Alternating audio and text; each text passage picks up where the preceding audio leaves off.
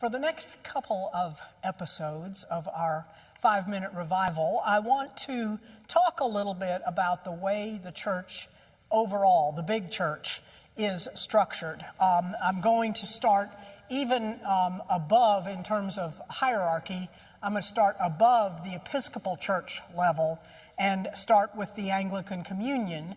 And then over the next couple of installments, I'm going to talk about things like the Anglican Communion, the Ecusa, which is the Episcopal Church in the U.S., and then some other things like the presiding bishop, General Convention, bishops, and dioceses. So these are the pieces of the structure of the way our Episcopal Church is governed.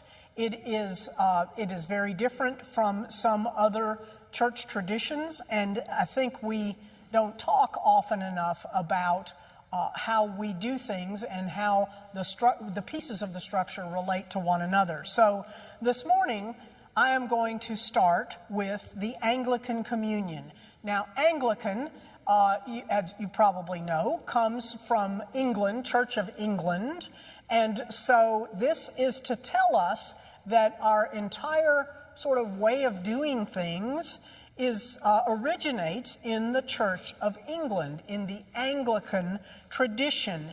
And I'm going to, for these installments, I'm going to use my Episcopal Dictionary of the Church because it explains these things so well. So let me tell you some of what this dictionary says about the Anglican Communion, which is the overarching structure which governs and holds together, is a better word, the churches of the Episcopal tradition. The Anglican Communion is churches in communion with the See of Canterbury throughout the world. Member churches exercise jurisdictional independence but share a common heritage concerning Anglican identity and commitment to Scripture and so on. So we have in the Anglican tradition, which is formed in the Anglican Communion, the primary focus is this identity and commitment to Scripture, tradition, and reason as sources of authority for us in making decisions, personal and ecclesiastical. So there are many pieces of the Anglican tradition that are very, very, very obvious and apparent in the Episcopal Church in the United States. And so we will talk in a few minutes about how these pieces relate. But here's something. When I was in seminary, in our senior year, all of the persons who were on the track to be ordained as Episcopal churches, we were given a gift by our seminary of a pilgrimage to Canterbury, England.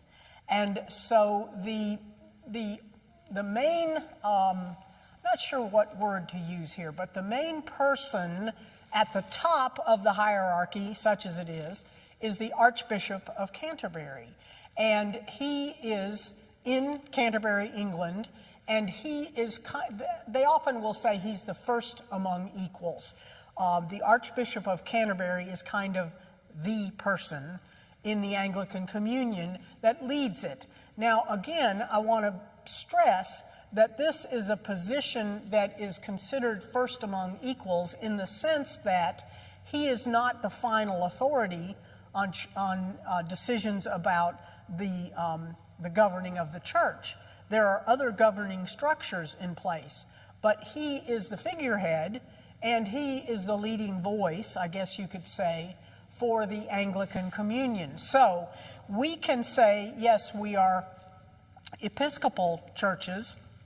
That is a word we use more in the United States. And I will add one other piece to this, and that is, since all of the controversy in the early 2000s about Bishop Robinson and his ordination, there was a lot of breakup. There was a lot of disquiet in the Episcopal Church. Many of the churches that broke away want to hang on to the tradition but wanted to distance themselves from the Episcopal Church. So very often you will see churches like that that call themselves Anglican instead of Episcopal.